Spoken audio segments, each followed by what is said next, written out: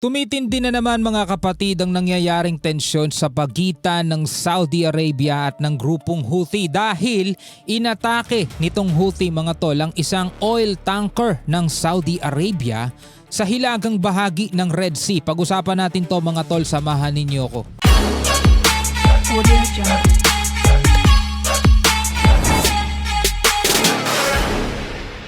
Nitong mga nakaraang araw, nitong nakalipas na linggo ay nakabalita tayo ng palitan ng mga pag-atake mula sa grupong Houthi at saka sa Saudi Arabia.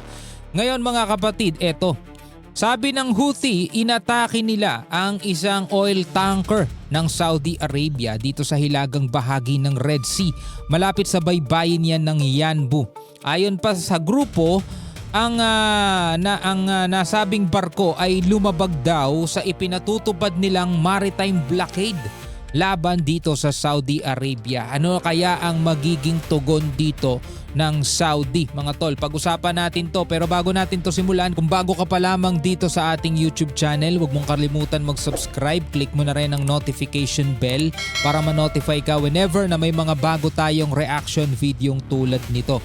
Alright, panoorin na natin tong balita mula rito sa UNTV News. Inako ng Houthi ang pag-atake sa oil tanker na Wafa gamit ang ilang ballistic missiles habang naglalayag ito sa hilagang bahagi ng Red Sea. Ayon kay Houthi military spokesperson Yahya Saree, tinamaan ang barko ng missile na inilunsad ng kanilang puwersa malapit sa Yanbu.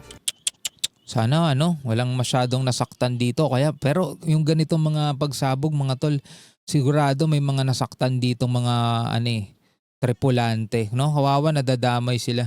The Yemeni Armed Forces were able to target the Saudi oil tanker Wafa. Yemeni Armed Forces ang tawag nila sa sarili nila mga tol, no? Pero dun sa isang balitang napanood natin, kalaban din nila yung Yemeni Air Force, di ba? So dun mismo sa lugar nila may kalaban sila mga sundalo. الحصار بالحصار تمكنت القوات المسلحة اليمنية بفضل الله من استهداف سفينة وفاء النفطية السعودية شمالي البحر الأحمر أمام منطقة ينبع. Liga natin.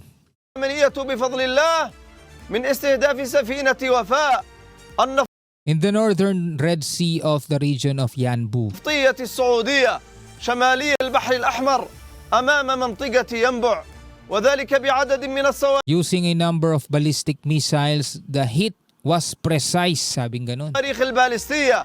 Sinabi ng grupo na bahagi ang operasyon ng tinatawag nilang blockade for blockade strategy bilang tugon sa mga hakbang ng Saudi Arabia laban sa Yemen. Kumbaga ganti to ng Houthi sa ginagawa ring blockade ng Saudi Arabia. Alam ko ang nagpapatupad ng blockade ng Saudi Arabia doon sa kanilang airspace. No, walang makalapag doon sa kanilang airport dahil doon sa blockade ng Saudi Arabia. Ngayon, ang gante ng Houthi, ito namang blockade dito sa karagatan.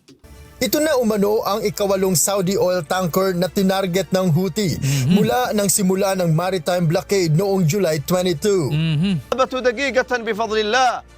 With this targeting, the total number of ships targeted وبهذا الاستهداف يكون إجمالي السفن التي استهدفتها قواتنا by our forces reaches 8 Saudi oil tankers. 8 سفن نفطية سعودية منذ بدء الحظر البحري Since the start of the naval blockade on July 22nd, bagong-bago, nitong last month lang sila nagsimula. في 22 من يوليو الماضي. Ayon pa sa grupo, 29 na Saudi oil tanker na ang napigil nitong dumaan o napilitang bumalik sa Red Sea at Arabian Sea. Sinabi ng Houthi na inililihis na ng Saudi Arabia ang mga oil tanker nito patungo sa hilaga ng Red Sea matapos ipatupad ang mahigpit na blockade sa Bab al-Mandeb Strait sa Timog. Dahil dito, nagbabala ang grupo na palalawakin pa nito ang mga pag-atake sa mga Saudi oil tanker upang isara ang lahat ng posibleng ruta ng mga ito. Malaking bagay sa Saudi to mga tol, kasi di ba isa sa mga pinagkukunan nila ng income nila o ng salapi nila is yung langis, dahil napakayaman sa langis nitong Saudi mga tol. Di ba? Yan yung nagpapayaman sa kanila Pero ngayon dahil nga may blockade, nahihirapan tuloy yung mga barko nila at yung iba lumilihis, yung iba bumabalik, malaking halaga ang nalulugi sa kanila araw-araw. باتجاه شمالي البحر الأحمر.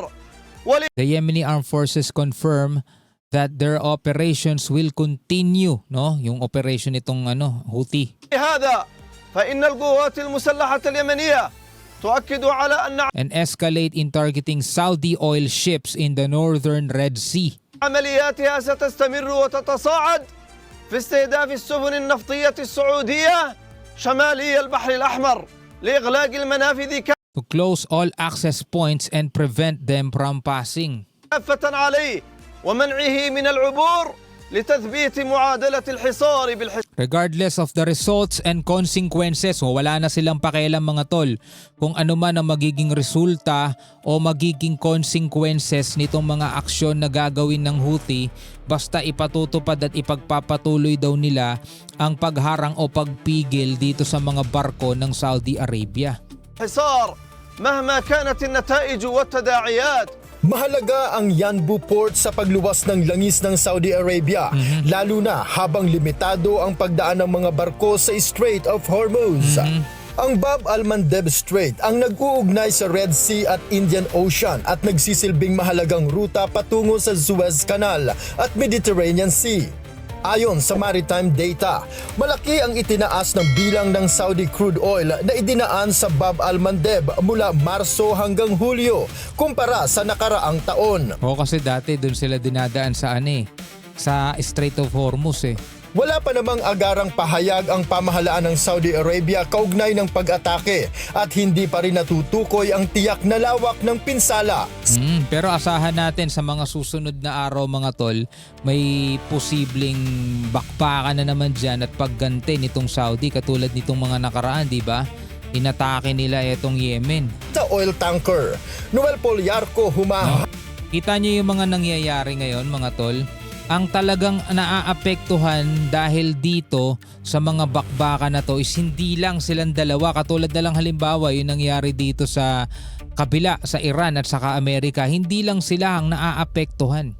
Diba marami. Pati halimbawa yung mga bansa na umaasa sa mga langis na dumadaan sa Strait of Hormuz, apektado yon. Bagamat hindi ng actual na bakbakan ng mga pagpapasabog dyan, kumbaga naapektuhan sila dahil sa pagtaas ng presyo ng krudo dahil nga nahihirapan dumaan dyan.